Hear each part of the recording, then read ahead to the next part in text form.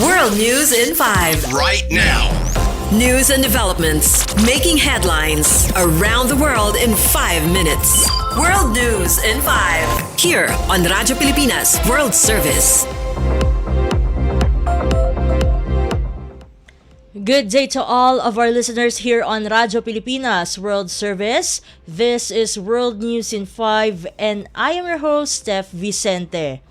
Israeli tanks have moved into multiple neighborhoods of Gaza City with geolocated images on Tuesday showing tanks in the west of the territory's largest city in an area known as Beach Camp. The CNN reported tanks were filmed south of the Islamic University on Monday, indicating that Israeli forces have pushed deep into Gaza City since the beginning of a ground assault on Sunday. The Israeli military ordered the city's residents and those displaced there to leave earlier this month. Around a million people were estimated to be in Gaza City at that time. The Israeli military told CNN on Tuesday that 640,000 people have left the city since. It's not possible to verify that estimate at the moment.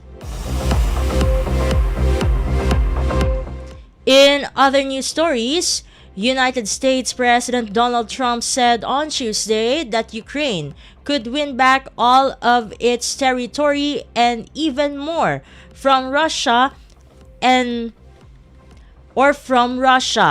According to an AFP report, this is considered a major development after Trump met Ukrainian President Volodymyr Zelensky.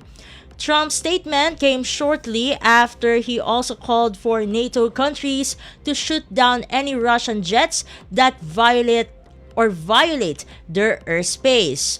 Trump also said Russia was fighting aimlessly after 3 years of war in an apparent change of heart, just over a month after he met Russian President Vladimir Putin in Alaska.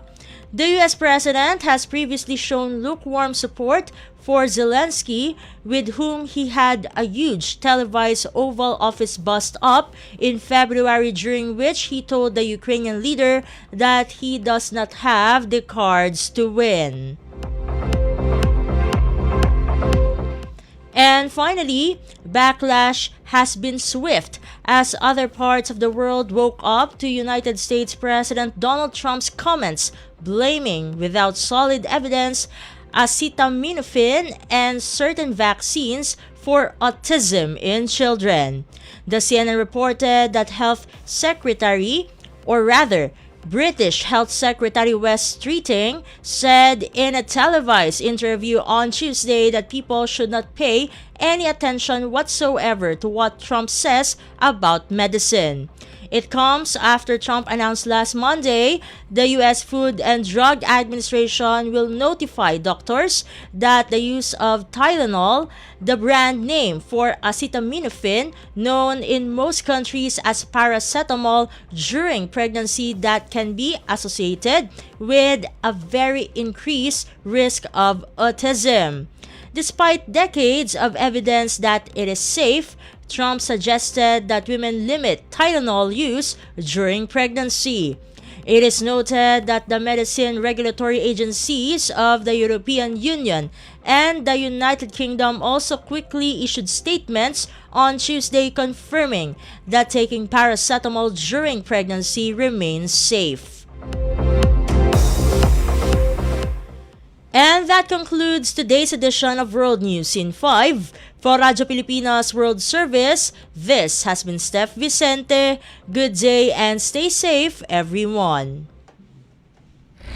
World News in 5. Right now.